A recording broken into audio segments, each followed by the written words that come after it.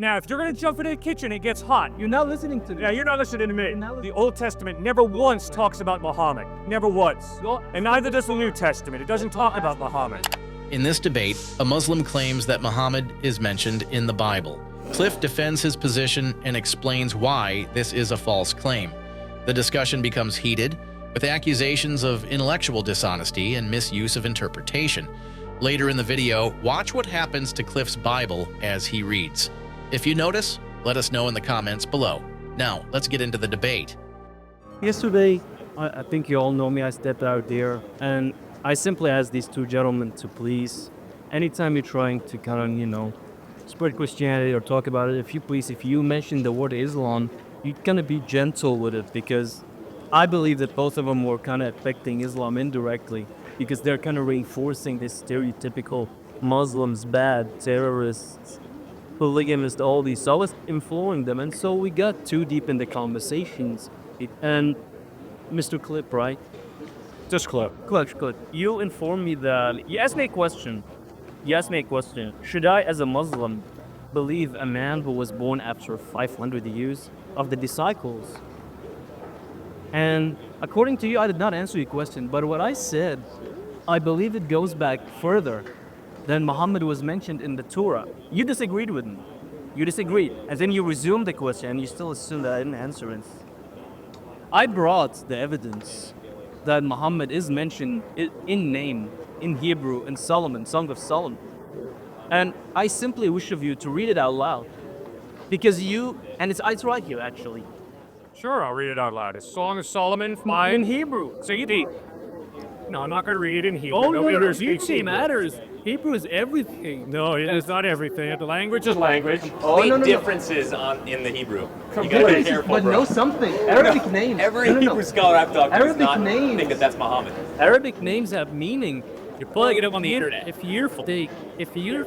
Oh, no, that's not internet. I had the similar name, and I know what it means. Don't tell me it's internet. No, that's me. We're glad you're here. We love you. We respect you. You are totally wrong when you say that the Song of Solomon talks about Muhammad. Sir, Muhammad wasn't born till 570. It's just like Jesus was mentioned in the Old Testament. He still wasn't born by... Jesus is not mentioned in the Old Testament as an historical person. Why don't you read it out loud in Hebrew? Didn't you hear what I said?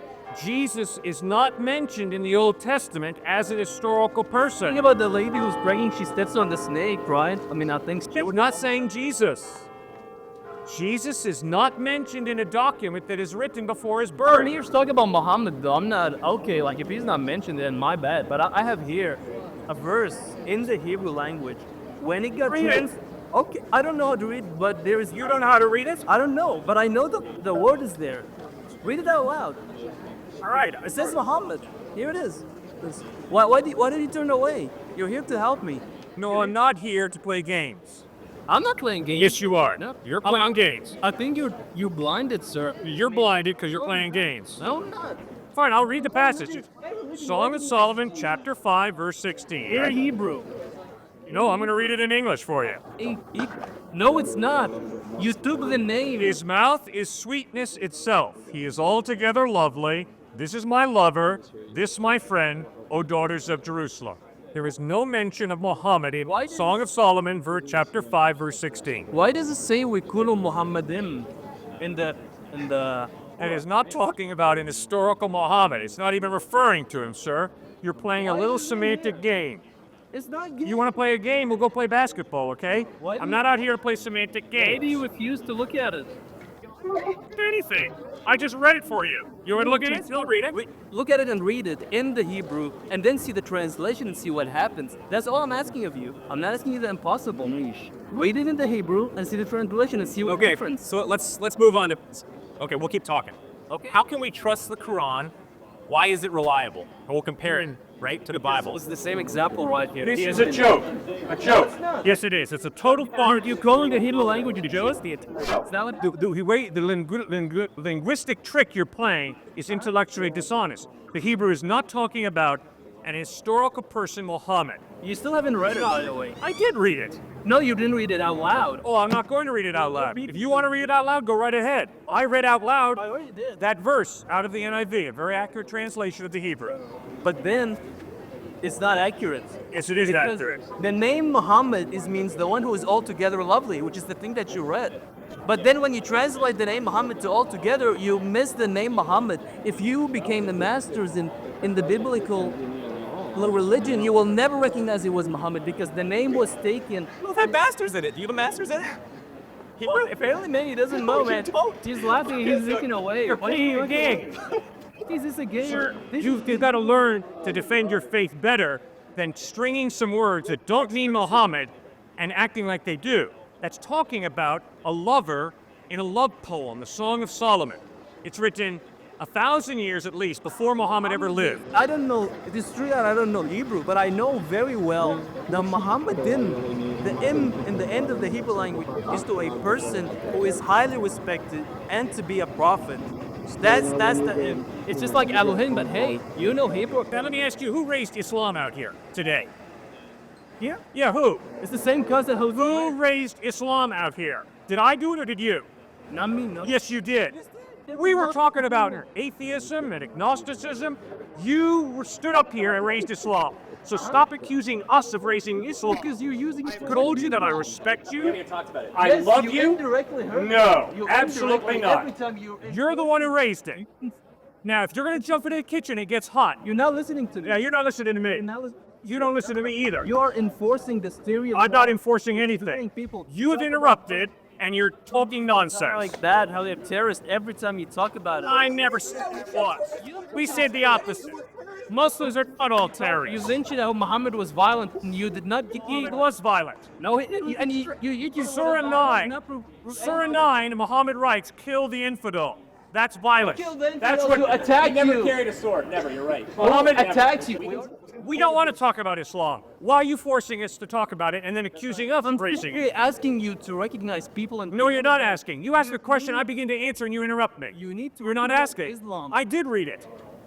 But you didn't read it out loud, and you're still not. I'm not going to read it out I'm loud. here to convince you. Because it's a And yet- false translation. I'm not going to read it. Go to every synagogue. I bet you know some rabbis in a lot of synagogues. Why don't you go ask them? And they will tell you the same thing. I dare you. I got many rabbi friends. I meet with them on a regular basis. good news. And they are intellectually honest. The Old Testament never once talks about Muhammad. Never once. Go- And neither does the New Testament. It doesn't talk Go about ask them Muhammad. this part. And make sure you ask many. And by the way, we respect you and we love you and we're glad you're here in the United States. So don't lump us into a stereotype. No, you're not. We celebrate Muslims being here in the United States. We are here to defend you.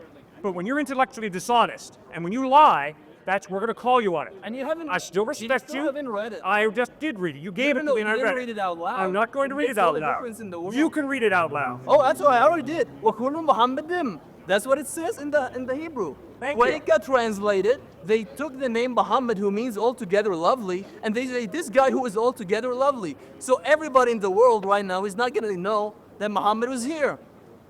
Why don't? Could you please comment on that? No. Why do you trust No, Muhammad? because you can't. Oh, it's easy, Oh, sir. because you- Any Hebrew scholar could tell you that Song of Solomon, chapter 5, verse 16, is not talking about a dude who was born in 570 AD and lived till about 632 AD. And yet Muhammad. here it is. It's not talking about that. It was written 1,000 years before, so it's yet not here it talking is. about Muhammad. It's not. And you're intellectually dishonest if you say that. The same way I would be intellectually dishonest if I said the Old Testament mentions Jesus of Nazareth. No, it does not, guys. The know, Old Testament was written this one BC, could say it's as before simple as Christ. this. The Old Testament Google never Solomon. mentions the word Jesus. Google Solomon, and it would be there. Sure, your Muslim friend wants you over there. Why don't you go and have a good day over there? Solomon 5:16 in Hebrew, and you'll see it. All right. Think of me, I'm crazy, but just make sure you have time for it. We are glad you're here in the United States. Welcome. It's good to have you, and I wish appreciate I it. had answered me. I have answered you. You don't listen.